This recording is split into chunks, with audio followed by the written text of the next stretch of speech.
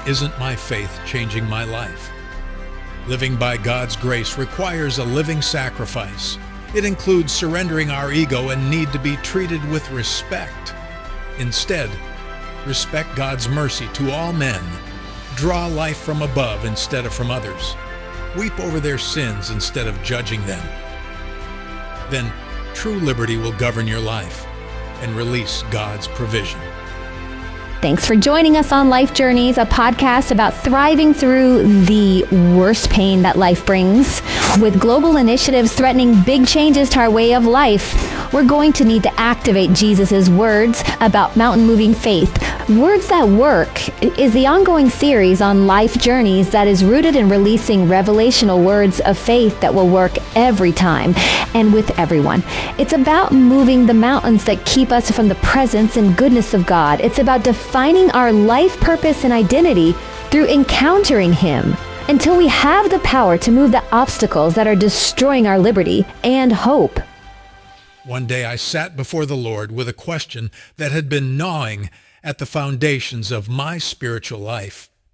It is a question I suspect many of us have whispered in our quietest, most honest moments. Lord, I believe that your grace is sufficient for all that I need for today and eternity. I trust in your mercy and your patience with me as I grow. But in light of all that you have given to me in every way, why do I still lack power over so many carnal areas in my life? The answer didn't come as a complex theological formula or a new method for victory. Instead, the Spirit immediately directed my thoughts to the pivot point of the New Testament, Romans 12. We look at the world today and we ask the same questions. Why do some people never seem to change? Why has so much of the global church descended into a state of lukewarmness and hypocrisy? How can we have the greatest message of hope and power in the universe, yet appear so defeated by the same frustrations, anger, and lusts as the rest of the world? The reality is that in all the beauty of God's mercy and grace seen in the first 11 chapters of Romans, none of it will accomplish God's will in our lives simply by our knowing the truth. Intellectual assent is not transformation. God has given us absolutely radical love and forgiveness, and He expects a radical response in return. Radical, at least in comparison to the casual Christianity that so many of us have settled for. The problem: knowledge without transformation. Paul spent 11 chapters describing the most magnificent rescue mission in history. He tells us we are more than conquerors through Christ. He tells us that sin shall not have dominion over us. He declares there is no condemnation. But why isn't this victorious life working for many of us? Why are we falling and struggling so often? Why does fear, impatience, or frustration crop up daily, even after we've soaked in the powers of grace? The lukewarm man is one who has failed to realize that God knows his every dark thought, every hidden motive, every brewing temptation, and every word upon his lips before it is even uttered. And yet, knowing you far better than you know yourself, knowing every single day of your sin and selfishness before you were even born, He still bestowed an ocean of grace upon you. His mercy came at an unthinkable expense. Every single day of his life on earth, Jesus lived with the weight of the coming cross. He knew he was heading toward a death so horrific that any other man would have been psychologically crippled by the mere anticipation of it. This is the matchless mercy that is supposed to be the champion's sword for each believer. We are meant to be stunned by this grace into a state of voluntary submission. When we treat grace as a license to sin or a reason to be lazy, we prove that we haven't actually comprehended our own great need for it. Here's the reasonable posture. Paul says, in light of the mercy of God, present yourselves as living sacrifices. He calls this our reasonable service. If the first 11 chapters of Romans are true, then giving God everything is the only logical conclusion. However, we must understand the nature of a sacrifice. A sacrifice is something that costs us something very dear. Without that cost, grace and mercy will be shed off our souls like water off a duck's back. We want the blessing without the offering. We want the peace of God without the surrender of our ego. Paul's instructions are practical and piercing. In light of God's mercy, live mercifully towards all men. It's going to take sacrifice, living sacrifice, to live like God's grace. It's going to hurt. Sacrifice your pride, your ego, your rights, and your expectations of being treated with respect. Instead, respect God's mercy to all men. This means overcoming evil with good. It means weeping over the sins of others instead of judging them. It means refusing to play the victim card and demanding your rights.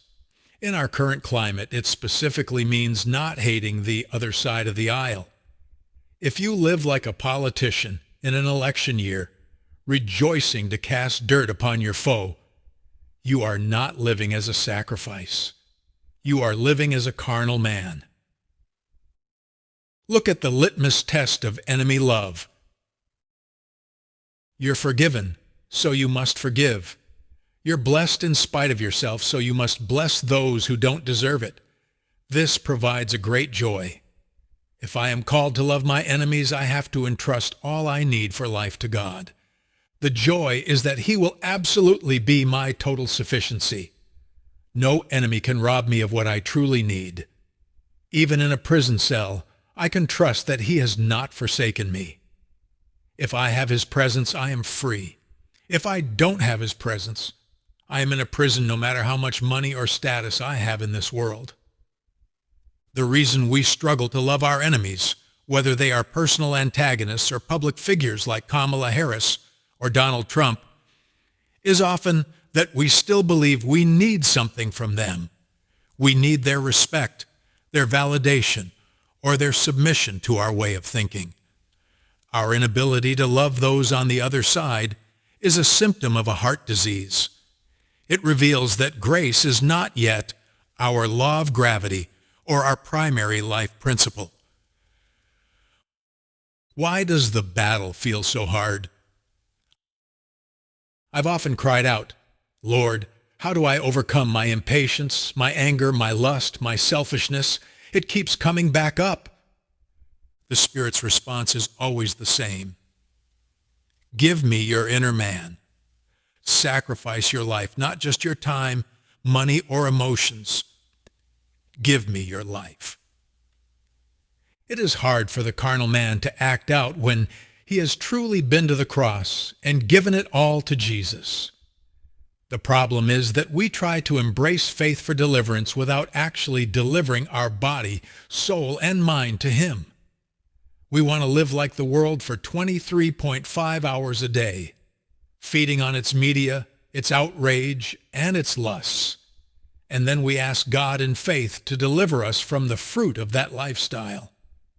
It doesn't work that way. If you're going to live in grace, you must do so as a living sacrifice. You can rebuke the devil until your lips fall off, but you'll still be bound because living flesh, that part of you that you refuse to put on the altar, is the devil's unrelenting foothold. We have been deceived into thinking that suffering or being humbled is a sign that we've failed as Christians. We don't want to be treated like Jesus was treated. We think pain is a sign of unbelief. But glory and suffering are not incompatible.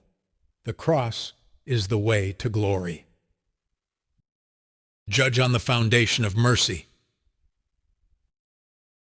Jesus once told the Pharisees, "If you would have loved mercy, you would have judged righteously." If our initial reaction to injustice is to extend mercy rather than seeking self-justification, we would find that our judgment is no longer clouded by hurt, fear, or anger. When we accept the call to bless our enemies, freedom comes immediately. You know the mental loop. the endless rehearsing of all the ways you are right and they are wrong. That loop never brings peace. It has nothing to do with God. The love of God in a human heart that discriminates against no man is a heart that lives in liberty. Neither fear nor anger governs such a person. What must it feel like when a person with a radically different agenda is shouting in your ear, and instead of a flash of indignation, you feel a genuine ache of compassion for their damaged soul? That is the liberty God offers. It is a level of assurance that tells you that you and yours are safe, even when the ungodly rise up. I'm talking about an impossible life. If I'm struggling with condemnation over my own failures, I need to look at how I treat my enemies. When I realize that I am called to love them in their mess, I finally realize this is how God loves me. I can only embrace His great mercy toward my own trembling fears when I am willing to live that same grace toward others. If I can't love my enemy, no wonder I struggle to believe God has truly accepted me. This life is an absolute impossibility, and that is exactly where true faith exists. It exists in the impossible. It exists when you are so stunned by the fact that God is still keeping you around, despite knowing your every impure thought, that your only response is to fall on your knees.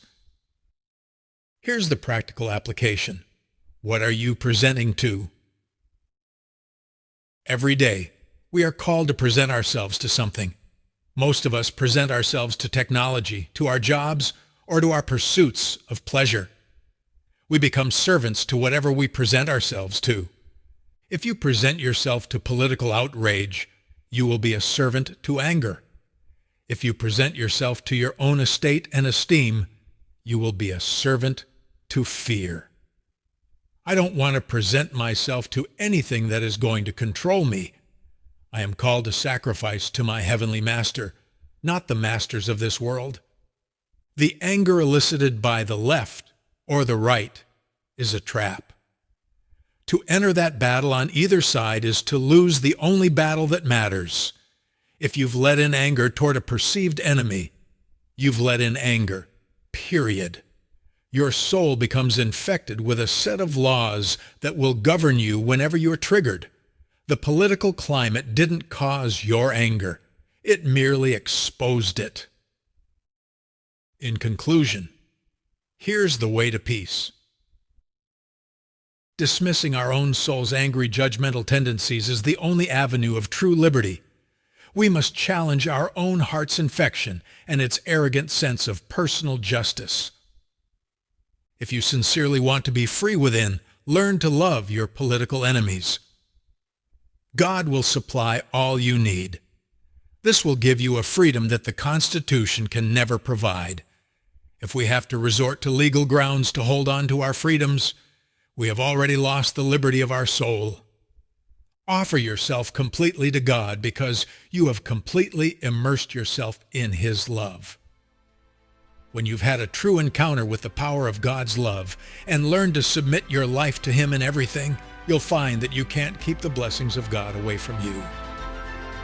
You can unlock the presence of God in your life. There are revelation principles that remove the mountains, keeping us from joy, hope, peace, and purpose when our world gets turned upside down.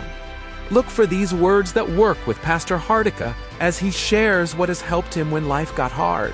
And don't forget to check out his book, The Fortress and the Firebrand, available on Amazon and Barnes & Noble.